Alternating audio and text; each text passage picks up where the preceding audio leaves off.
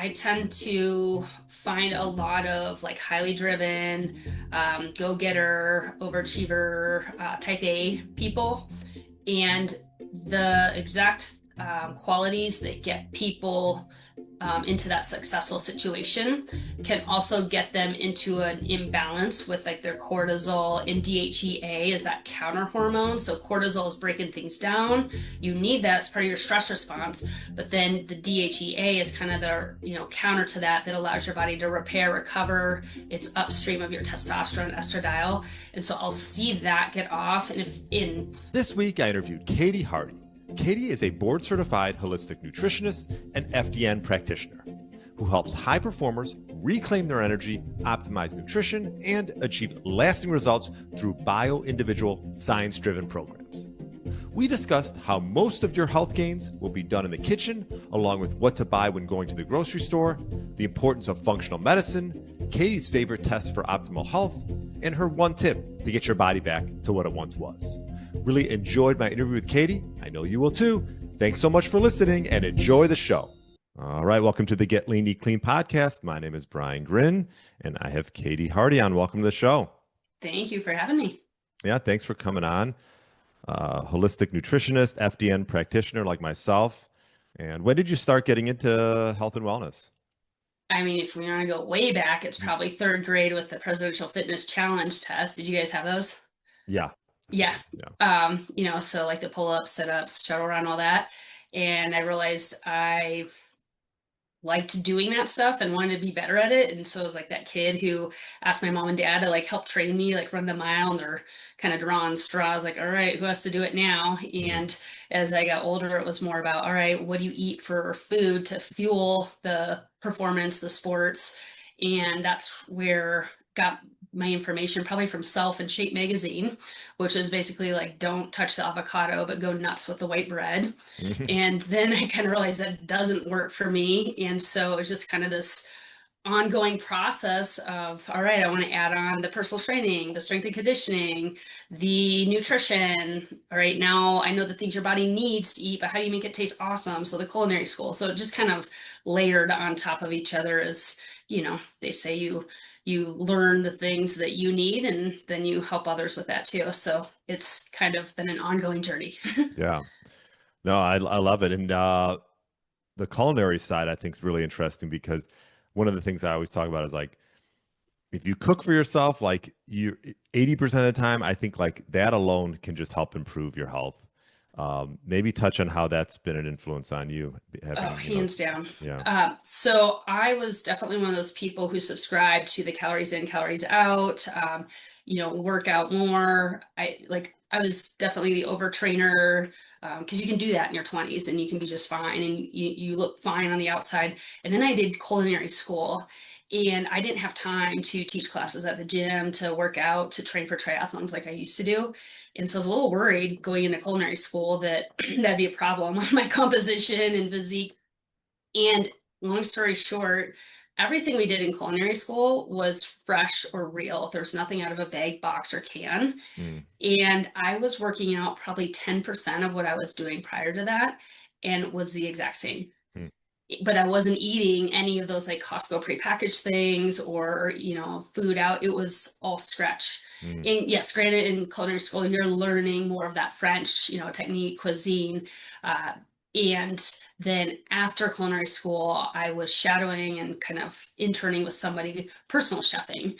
And so we just got a bunch of reps in, like, how do you take those concepts from culinary school and transition it into a home and bang out a bunch of meals really fast for a family so you can be efficient with your time and give them what they need. And so for me that was like life changing, because I was one of those people where I enjoyed cooking, but it was like, okay, you got to go find the recipe, you got to find the list, go to the grocery store, and then you have to follow it to a T. And it kind of was a little labor consuming. Hmm. And I didn't get how people could just look in a fridge and be like, I'm just gonna whip that up. And that was my goal. I was like, I just want to know how to like look into something and freestyle it.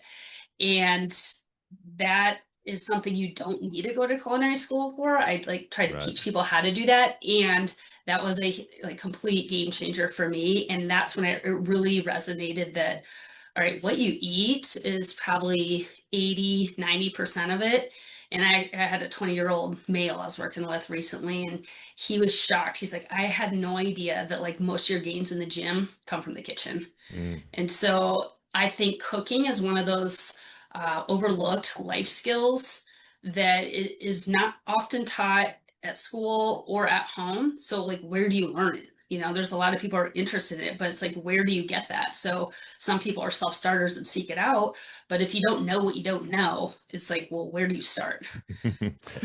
Yeah, and it's one of those things that, like my wife and I cook a lot. I should say, she does a lot of it, but she hasn't taken any classes or anything. Like you can keep it pretty simple, for the most part, right? And get it done. I think one of the biggest things is like just the preparation, making sure that you have what you need, and once that's like, then the rest is just like, takes a little bit of time, but we do a lot of like batch cooking, where you cook a bunch at once and then you have it for the week. Is that something that you recommend?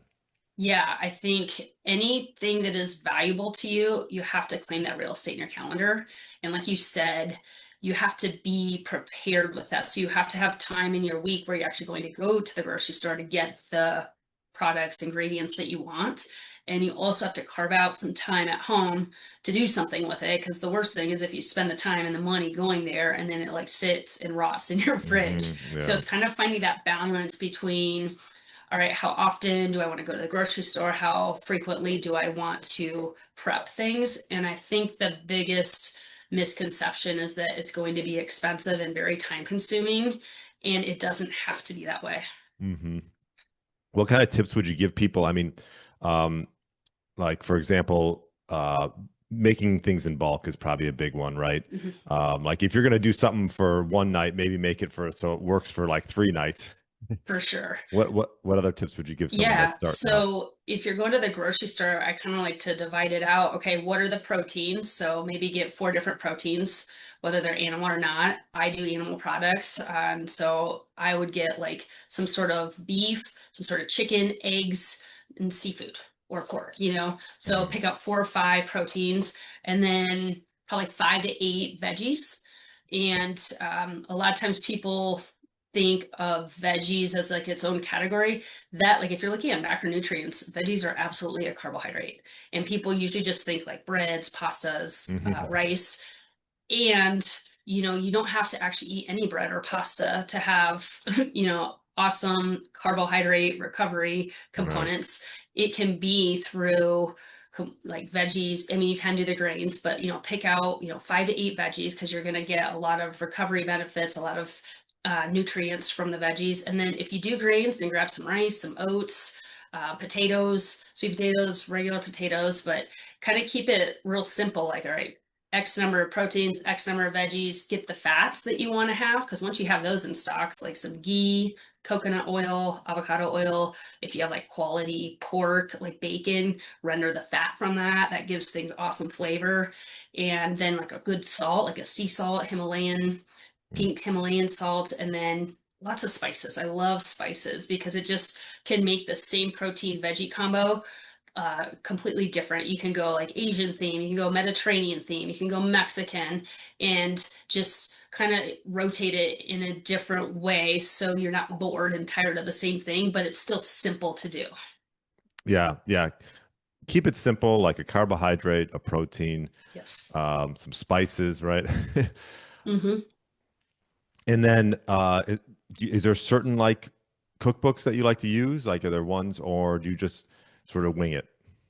Well, now I wing it. It's funny you asked. Like, this is one, the Forever Young cookbook. Okay. I just happen to have that here because it's a lot of clean, like real foods. Yeah. Um, but now that I know how to make stuff, a really simple concept that you can apply to anything is salt, acid, fat. And so, a lot of times people are like, oh, I don't like vegetables. My kids don't like vegetables. Somebody doesn't like the vegetables. They're boring.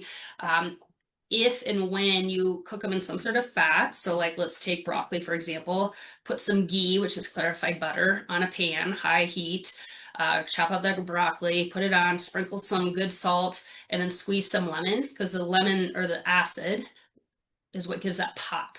And so if you get the right balance between the salt, acid, fat, and then get the texture the way people like it, because texture is a huge thing. And you know how it is, like whether your goal is to put on muscle or like cut fat, like the food has to taste good to follow through with the plan. And real food should taste awesome. So what the salt, acid, fat does is it helps enhance the natural flavors of whatever the thing is. And then you get the texture dialed, and people are asking for seconds and thirds of vegetables, which shocks people. Mm. It's like guacamole too. Like if it doesn't have the lime, it turns brown. If it doesn't have the salt, you can't like, it shouldn't just taste like an avocado. It should taste like guacamole. And I've had tons of people say, oh, my kid or whoever doesn't like guacamole. But once you get that balance in the the salt, acid, fat, all of a sudden it comes to life and they're eating it and everybody's surprised and happy. Yeah, I love that. Yeah. I mean, for someone that doesn't like veggies, there's ways around it, right? Hmm. Oh, Uh, and I was definitely one of those people growing up. I had a pretty bland, unexciting diet. I did not grow up with like all these exciting foods. I think the culture's definitely changed since growing up in the Midwest in like the 80s and 90s. And also just knowing what to do with the foods to make it taste great is a huge thing. I mean, I was a canned green bean girl, and the fresh ones didn't taste very good to me because I wasn't used to it. And when you're exposed to something and have it prepared in a way that you like it, you will eat it. But most people haven't had it prepared in the way they like it yet. It mm. doesn't mean they're not going to like it. They just haven't been exposed to it yet. So they're probably not going to request or crave the thing that they don't know, right? Yeah. And what else, what other like principles that you like to follow? I mean, obviously cooking for yourself is a big Mhm. one. Mhm. What other things do you work on for yourself, for your kids, or even clients? Yeah, food wise or outside of that. Yeah, outside of that, actually. Mhm. Yeah. Yeah, I think getting outside every day, regardless of the weather, is pretty huge. Just getting exposed to that sun and Hmm. moving. From somebody who used to like go probably too big on training for races and things, simple as walking, that can Yeah. go a long way. And Right. it just for getting circulation, for regulating your nervous system. But lifting weights is a big thing for me, strength training. So Yeah. I'm a big proponent of that. Stay balanced, stay strong. I agree. Yeah, lifting weights has been a big part of my life, and we talk about walking a lot.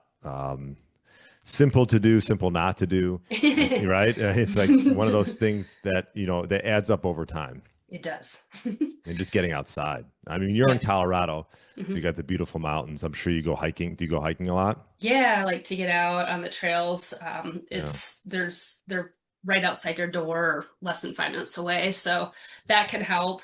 I mean, we do get interesting weather patterns here too, and it's winter more months than not. And you know, I think that's something people have gotten a little too comfortable being comfortable, and it's okay to like get uncomfortable, whether that's with strength training or the temperature or just, trying and learning new things in general. So I think getting comfortable with the uncomfortable is also part of that bigger picture of those are the stressors, as you know, from training people in the gym. In order to have a response that you want, you need to have that stressor first with the appropriate recovery. Yeah. So I think, like you said, it's walking is one of those things that's easy to do and easy not to do.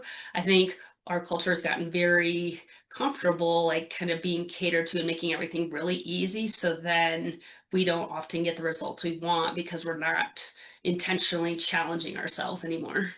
Yeah. And one of the things I like to balance the stressors out of, I was talking off before we got on, was some type of spiritual practice. Like, I mean, for me, it's yoga. Uh, I think, I don't know. I go to, every time I go, I think to myself how people like don't have some type of like meditation or yoga in their life. Is that something that you try to incorporate? Yes, I love yoga. I don't teach it, but I like to go, and um, I even like the yin yogas that are Hmm. more restorative, really get into the fascia and stretching the muscles. Hmm. Um, have you heard of Qigong?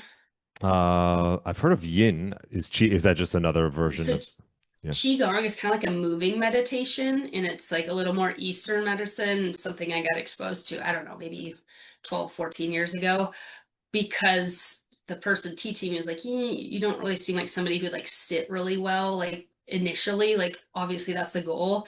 But for people like that, it's kind of a way to physically have like a moving routine you do to kind of get you into your body and not like all over the place. Hmm. So it's how I start my day. It's, you could do it for 30 or 60 minutes. I do it for 5 to 10, Hmm. but I figure cumulative effect of 5 to 10 every day.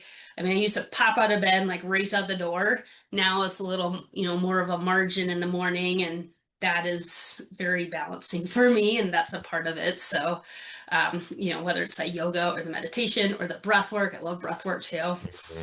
Hmm. Something like that I think is really important.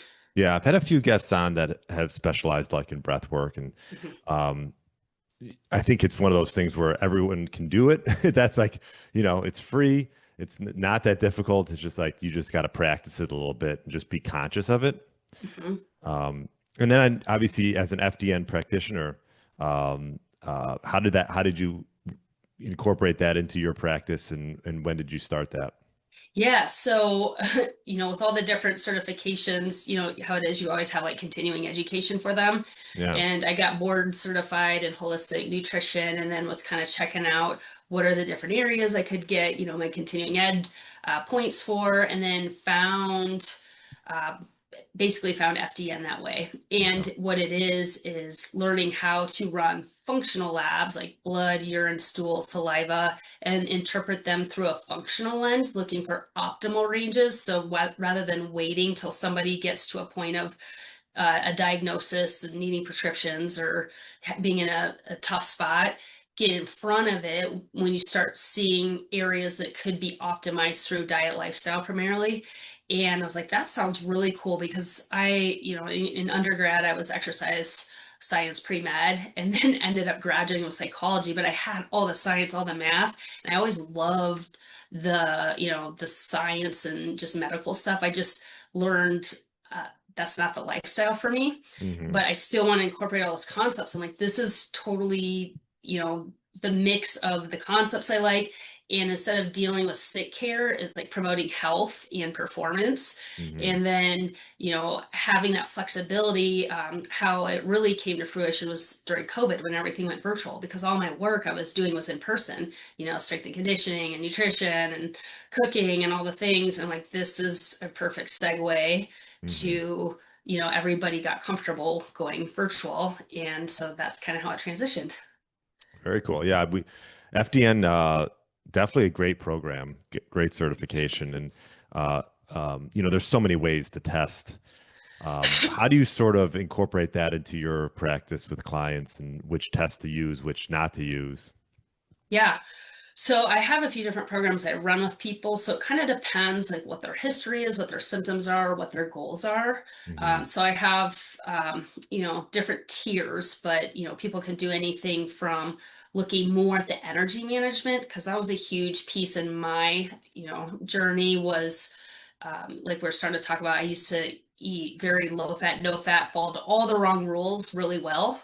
And that got me into a tough spot, like hormones and just like weight wise, I was too low, and then kind of blacking out. And I was like, I'm doing all the things, and when you're very dedicated and driven to do things, but the rules aren't written for you, they're kind of written for the masses that don't Hmm. necessarily apply to you. It doesn't support what you need. And so once I figured out, like, protein fat works better for me, still with carbohydrates, but just a little different recipe than maybe the general recommendation, all of a sudden my energy is in a really good spot. And I used to have big energy dips and spikes from all the processed carbohydrates. And so I incorporate continuous glucose monitors with people. Do you use those? Have you ever used one? Yeah, yes, I have. Yeah, yeah. It's been a bit, but yeah, It's kind of eye-opening, right? Like what different things do, but not just foods or drinks, but stressors and sure. how that can kind of impact your day. So that's a component. And then if I'm running labs with people, I do a Dutch. Dutch, if you're familiar with that, is a urine saliva, and it gets into your stress hormones. A lot of Hmm. people, when they hear hormones, think just sex hormones. It's that too. And upstream, as you know, the stress hormones kind of Hmm. you know, dictate what happens with the testosterone, estradiol, progesterone, and the balances there in your melatonin and with how well you sleep. And you know how important recovery and sleep is for whether it's gaining muscle or just staying mentally focused or just, being able to recover from anything. So that's one of them, a GI stool map, and that gets into your gut bacteria or your microbiome balance, as well as parasites, yeast, any fungi, any things going on that could be causing more internal stressors. And then how well you're digesting and absorbing your food, because nutrition isn't just what you eat, but it's what you actually digest and assimilate into your cells. Because we Mhm. can be eating the best diet for us, but if you're pooping it right out, it doesn't much matter. And so we need to make sure everything we're putting in is actually getting absorbed. So that's another one. And then I do a comprehensive blood work analysis. So it's all the things you do at the doctor, looking with tighter ranges, but I also incorporate like a full thyroid panel on it, not just the TSH, but the whole, free T3, free T4, the antibodies, the whole deal.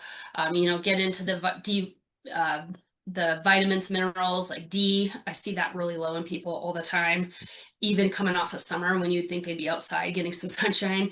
But then getting into like an advanced lipid profile, just to really dig into the particle sizes of their cholesterol, the LDL, the HDL, the sizes, the numbers. And then if people want to really go advanced, they can do MRT. It's a mediator release test, and that gets into food sensitivities, not allergies. It's different. There's allergies, sensitivities, and then intolerances.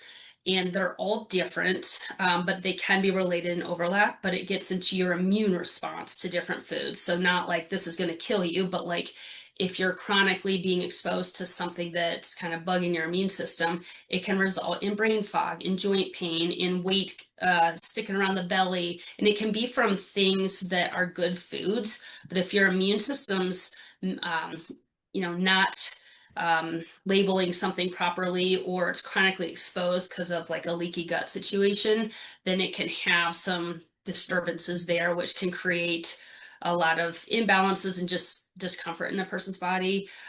Get into micronutrient panel, so to know not just what's in your bloodstream, but in the cells. So it's inter and intracellular levels of of nutrients, vitamins, minerals, and then total toxin. And that gets into environmental toxins, metals, molds, and mycotoxins. So Hey everyone, quick interruption here. If you are looking to gain energy, lose inches around your waist, and build strength, well, look no further than my book, The Step Ladder System: 6 Steps to Lifelong Health and Vitality. What you get with the book is my full step by step plan and blueprint that I've worked with all my clients with, packed into one book. With part one, you're going to lay the foundation, tackle any common challenges that might come in your way. Part two is my 6 pillar blueprint: how to set yourself up with a solid plan and know exactly what to do when life throws any curveballs.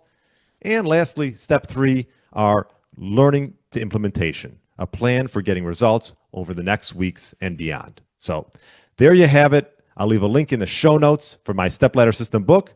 Now back to the podcast.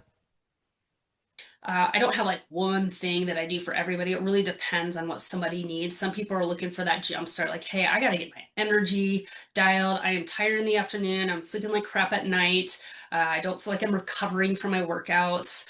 I'm relying on caffeine every day, like throughout the day. And other people are like, I know there's something going on with my gut, or some, like the, 40s, 50s, the hormones becomes a bigger topic of conversation. So it really depends on the person, and again, their interests, their history, and their goals. Yeah, no, quite the comprehensive analysis for every client. I mean, everyone, it can be it's like solving a puzzle, right? So it could be complicated a bit depending on the individual. Um, Beyond the testing, is there some common theme that you see with a lot of people that you work with, like, or even with the testing? Is there something like you said, vitamin D comes up quite a bit? Are there certain other things like sort of markers that you see commonly with people? Yeah, so I tend to find a lot of like highly driven, go-getter, overachiever, type A people. And the exact qualities that get people into that successful situation can also get them into an imbalance with like their cortisol, and DHEA is that counter hormone. So cortisol is breaking things down. You need that as part of your stress response, but then the DHEA is kind of the, counter to that that allows your body to repair, recover. It's upstream of your testosterone, estradiol. And so I'll see that get off. And if in what's kind of crazy is your body actually does really well in the short term when your cortisol's high. You feel awesome because you're like your body's releasing sugar into the bloodstream. You've got like an abundance of energy. You're like, yeah, I'm on. Like, and you can actually get a little bit addicted to the higher cortisol and adrenaline that can come with that. And Mm, you can operate for days, weeks, months, years, even decades. And there's a point when you hit the backside of the curve, mm, that's when you start noticing the symptoms. And that's usually when people start being like, oh, I used to do this all the time in my 20s, 30s, but like my same thing that's used to work isn't working. Or, oh, I start having that like belly fat. Like, what's going on? I'm doing the same thing I've always done. Why isn't it working for me anymore? And so it's pretty common that people burn it till they have nothing left. And like what should happen when you wake up, you should have this nice cortisol awakening response. So when you wake up, your cortisol should elevate and then it should start coming down. And that is necessary for survival. Like back in the day, if something's chasing you, it's your ability to like run from it, fight it, do what you got to do. And also today we need that just to deal with whatever the physical, mental, emotional stressors are. When our bodies are not capable of producing that spike, that's a very maladaptive response. And so I'll see people flatlined. mm, And that's when people are like, I can't really get out of bed, or they get out of bed for a little bit and they're like, I need to lay back down, or they get their best sleep from 7 to 9 a.m., or they get up, fold the laundry, and they're wiped. And so unfortunately, most of us need something to hurt enough before we start thinking about like doing something about it, rather yeah. than getting in front of it. But that's really common. And the surprising thing for a lot of those people is doing less physically for a period of time and actually eating more food. Mm, They drop body fat and they improve their energy, they improve like their vitality, their skin, their sleep, all the things. But it's very counterintuitive to the message we've been given all hmm along. mm, Just plow through it. Just you got this, and you get rewarded, right? You get rewarded for just like tuning things out. And athletes or high achievers are, I think, very good at compartmentalizing things or just like pushing through it because that's what leads to short-term success. But over time, without the breaks, then that breaks you down. mm.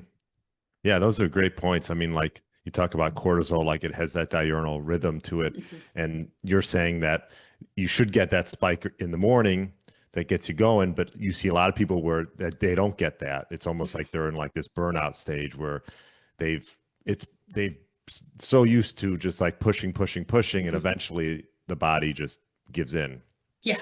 And that's when you're like, I need coffee to get through the day. Mm, And what coffee does is it really burns your adrenals even further. So you're really robbing from tomorrow to pay today. mm, And when you're in, kind of a bind like that, in the moment, you're like, yeah, I don't care about tomorrow. I need to function now. And then tomorrow you're in the same position. I need to function now. And then, the amount you have increases and the amount you need to notice a difference also increases. Your tolerance, increases. So the same amount has less effect. and like you said, in order to sort of counteract that, sometimes you need to step back and Hmm. like not go as hard or just focus on like the recovery aspect of sleep and making sure that you got stress under control. And a lot of times that could help you can and under eating as well. I was going to ask you about that. Is you do see a lot of restriction, especially maybe with women, where they're Yes. not eating enough, and Hmm. yeah. For sure. Because when your body's already in a stress state and then you're depriving it from food, you know how a lot of people are like, oh, I heard about this intermittent fasting. Like, Hmm. okay, let me just skip breakfast. Okay, so you're already stressed. And then you're telling your body, we're in a famine. We have no food source. So your body now is further stressed.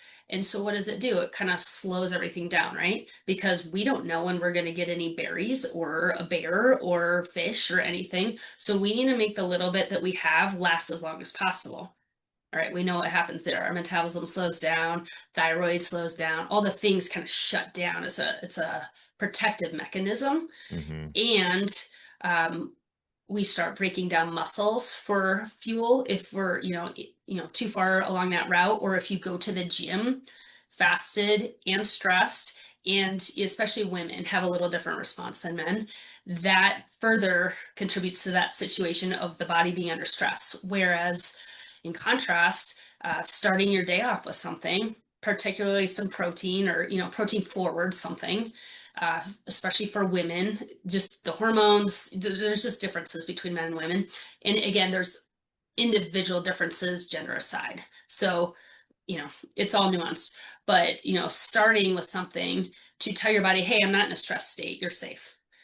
Okay, we can use this freely, and we can use it and send it to, muscles for repair. We can send it to the gut for digestion. We can send it to make immune cells. We can have it do the long-term projects. But what happens when we're under chronic stress, our body shuts down the long-term tomorrow projects at the expense of taking care of today. So long-term projects would be reproduction, so sex hormones. Digestion might not be around tomorrow to eat it, so digestive enzymes, the productions slow down or diminish, which affects the nutrients you're actually absorbing. Thyroid, slows down. All the things kind of shut down to handle today. And so if you're kind of in that over exercise, overtraining, over stress, under recovered bucket, your body will always prioritize that over tomorrow. So, and also with like teen athletes, they have high growth demands, high nutrient demands. And so when they're doing a lot of sports, a lot of training that's not well thought out conditioning wise, like there's not a plan to it, Hmm. they're at higher risk for overtraining, under recovering, and not getting the nutrients their bodies need for like the brain development, the bone development, the muscle growth. And so that's where both the nutrients, not just calories, but getting the actual building blocks and structures your body needs, as well as the recovery so your body can put all that together, is Hmm. super important. Yeah. Yeah. Those are all great points. I mean, I see it quite a bit where women are just under eating, and men too sometimes. Hmm. I mean, I used to be in the fasting. I came out with a journal, and I think it actually was a great sort of I should say like experiment, or sort of like um, just to see how I would feel in a fasted state doing certain things, and I don't regret it at all. But I also have learned that like I probably wasn't consuming enough for what I was doing, um, and now like if I need to fast because let's just say I'm on an airplane, I don't feel like Hmm. eating, like I sort of have that tool. I always Yeah. say it's a tool to use, but it can also be overused. And Yes. yeah, and I think it's important to know that balance. Yes, and I think our culture tends to take everything that way. If this is good, more is better. Right, right. Whether it's hot, like the saunas, like cold plunges, fasting, like yes, weight training's good, but you don't max out your squats every day. You Right. know that that doesn't work, so it's all about what stress load can your body handle, and what type of recovery does it need to be put in the position where you're actually getting stronger, or having adaptive responses versus maladaptive responses. And then when you're talking about the fasting or the time restricted eating, I think that's a great exercise for people to do.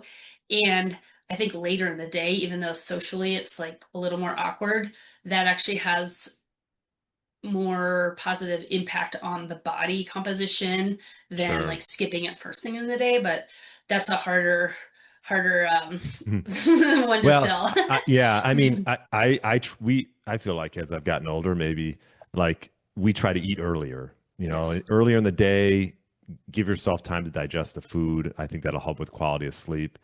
And now I coach golf, so like we have all our stuff in the afternoon, and like I try to get that meal in early, but it's a little bit later. But I truly enjoy eating earlier and being done. It's like even if it's like senior citizen hour, it's I was gonna fine. say blue hair special. Yeah, it's great. Yeah, I mean, I know you've listened to a few of I've had Jay Feldman on a bunch, and Jay Feldman is sort of part of that sort of like pro-metabolic um, lens, and they talk a lot about that as like, he was sort of out of the Dr. Ray Pete. I don't know if you're familiar with Dr. Ray Pete, but he has some great work around like controlling the stressors and making sure those are like top priority.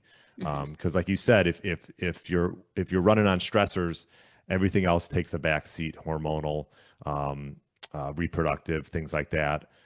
Even can be muscle sparing as well. So yeah, it's one of those things where initially you might be fine, right? Initially, Hmm. someone could be restricting and doing things and losing weight, but over the long term, that's when we could really run into problems. Hmm.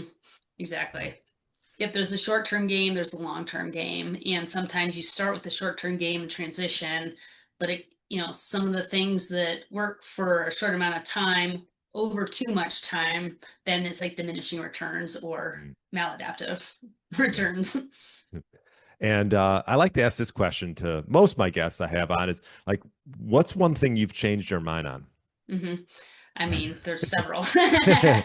Um, well, recovery, just along the lines of that, that's for sure Sure. one because I completely under recognize the value of it. I was you can sleep when you're dead, Mm, just grind it out. More is more, not smarter is better, right. And it probably took me to actually see my numbers on paper for that to make sense for me because it was kind of like, oh yeah, that's good for everybody else. Just like I don't need that. Like I'm I'm more Hmm. resilient than that. And then you'll like this with all the labs from FDN. I was running my labs several years ago, and it was a period of high stress. And did the labs, sent them in, went on this backcountry ski trip, skiing out, and blew out my ACL. And when I got my labs back on paper, my cortisol was through the roof, my DHEA was tanked. Mm, Um, like females, you have to do a certain day of your cycle. So then your hormones are in a position where there tends to be more injuries that time of, the cycle anyway. And like looking on paper, I was exactly the equation for this looks like an accident or an injury in the making. mm, And when you're under recovered with sleep, when you're not getting the best nutrients from food, alcohol is a stressor, caffeine can be a stressor, like done too much. I was overtraining, under recovering, I was doing all the things wrong. And the paper captured it, and I've never like had an injury like that in my life. I was like, that's interesting. mm. Yeah, and could have definitely led to help, with that injury for Yeah, sure. it wasn't setting me up for success, let's put it that way. And so that was Right. kind of like, all right, yep, I need to actually, you know, take this for myself and apply that. Yeah. I feel like when it's 40 plus and it's like you got to listen to the body more and more. Hmm. Yeah. What you did in your 20s, it's not going to work in your 40s for the most part. Yep, it can sneak up real fast. Yeah.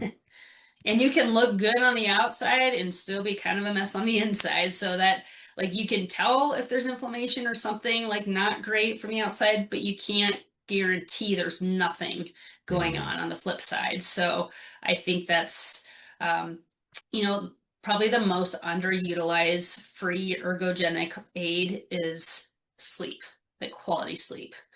And now there's been a lot more studies out on that, where you can see the data, but that was something I didn't really get 20, 30 years ago. And Hmm. now, just between athletes, between myself, just like if you do the same workout with a quality night's sleep versus not, like, or like pull-ups, like that's one thing that if I get a crappy night's sleep, I can't do nearly as many pull-ups as if I like had a solid week of, good sleep. It's just night and day different. Like you feel 50 pounds heavier. And so, Well, on that note, what are your routines like to help you get optimal sleep? yeah, well, now I try to have a little like wind down time, both like morning and evening, some margins in the day, which I didn't used to respect or value. So I try to, sit down. They say it just takes 6 minutes of reading to kind of calm your nervous system to get into that rest and digest or parasympathetic place Hmm. versus fight or flight or sympathetic. So I try to read, 10 minutes at least at night before bed, and then turning the lights down just to help that melatonin production, because as your cortisol drops throughout the day, your melatonin should be increasing. So they're counter to each other. And again, I like to eat dinner earlier because sports schedules don't always allow that, or I'll eat earlier and then just like, have something later for the kids. But I just really having some space to kind of bring the energy down is like really important for me in my nervous system. Yeah, not just you, but everybody, right? Yeah. Um, you know what I've been using? I have a red light lamp. Ooh. Yeah, and I keep that in the room, and so I'll put that on at night, and you can read with it and do whatever. You can even get the bulbs and replace the bulbs for your room. So Very I cool. recommend that. Which If you, one do you do? I mean, there's so many now. Yeah. I can't think of the name off the top of my head. I have a red light panel in the basement. That's a separate thing. But I recently got a lamp, which I thought was a cool thing. You could travel with it too. Hmm. But yeah, I mean, now there's so many companies that make them, but you don't need to spend a ton on it. It doesn't have to be crazy expensive because some of these panels are, but Hmm. you could just do like either the bulb to replace it or just like a little night light, and I think Hmm. that helps. And if you need to get up in the middle of the night and you need some light, you can put that on, and you're not putting the blue light on. And I think that can be very helpful. So, Very cool. yeah. Um, well, yeah. What one tip? This is also another question I like to ask most of my guests. What one tip would you give individuals? Maybe they're starting out. They want to get their bodies back to what it once was, perhaps maybe 10, 15 years ago. What one tip would you give that individual?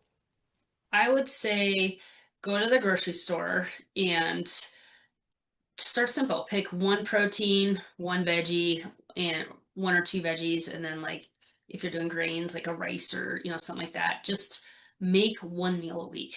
Like Mm, because it starts with a small step and doing something that's a little less overwhelming, um, is going to have a much higher likelihood of sticking. And so if that's all right, I'm gonna like do breakfast once a week at home, or I'm gonna make one recipe a week. And it could literally be instead of doing no breakfast, I'm doing like scrambled eggs, you know, one day a week. And it's going, any action or behavior, whether it's positive or negative, has a propensity to increase. So just start with one and like have that be the goal and feel successful with it. And I highly believe that real food is going to be one of your biggest tools you can mm, implement because it's information for your cells. It's, you know, I mean, that alone is what you need, but like just your energy, everything that comes from that is going to be positive and build from there. And I think it's one of those things a lot of people have a negative connotation or thought about what cooking is. It literally can take 5 minutes, 10 minutes, like shrimp, some like steak, you like sear it really fast. And, veggies, same thing, you roast it or throw it on the pan right afterwards. It doesn't have to take much time and it can have profound impacts on your energy, your mood, your recovery, your sleep. So that is, but like you don't need to like cook every meal. You don't need to spend 2 hours meal prepping. People talk about like, oh, I spend all my Sundays. I don't. mhm, I cook a meal at a time, but I'll make extras, like you said, because if I'm mhm, gonna make a mess of the pans or the cutting board, like let's have it last for more than a meal. So like I'll make a bunch of roasted squash. So then when I'm making some eggs, I can throw some in with that. Or if we're having steak, I can throw some in with that. So whatever you make extras, and then you're kind of mixing and matching. But just start with one, because it's too overwhelming. I'd rather have people do one breakfast 1 day a week all year long than do 1 week of meal prep and be like, over it, mhm. going back to the old routine than the rest of the weeks of the month or the year. Yeah, that's a great tip. That could be the first time someone has said that tip on Oh, the show. really? Well, yeah, but can be profound, I think, and start small, right? Mhm. And build from there. Um, Have you heard of the book Tiny Habits by BJ Fogg? I have heard of that book. Yes. Yeah, I recommend that if you're into that, kind of understanding Hmm. the science, the why behind behavior change. And he in that book talks about, all right, if your goal is to floss, because after the dentist, people are like, oh yeah, I guess I should floss again. And Hmm. they do it for like 2 days before the dentist and then stop. Start with just putting the floss on and doing one tooth. And that's the goal. Like it sounds Hmm. ridiculous, but usually people like once they're there, it's like, well, okay, we can do a couple more. Or if the goal is like you're saying walking, just put your shoes on. You don't even need to go for the walk, but you're creating these neural pathways in your brain to Hmm. reinforce new patterns and behaviors. And so the whatever like is going to be easiest to complete that neural pathway, like grabbing the shoes, putting the shoes on, that's starting the new pattern. So you want to do whatever the thing is that starts the new routine. Or if you like, oh, I go sit on my couch after work instead of like getting outside, put the shoes on top of the couch Hmm. where you can't sit on them. At least you have that mental cue, like a little reminder. Yep, I could do this. You might not, but at least you pause to think about it.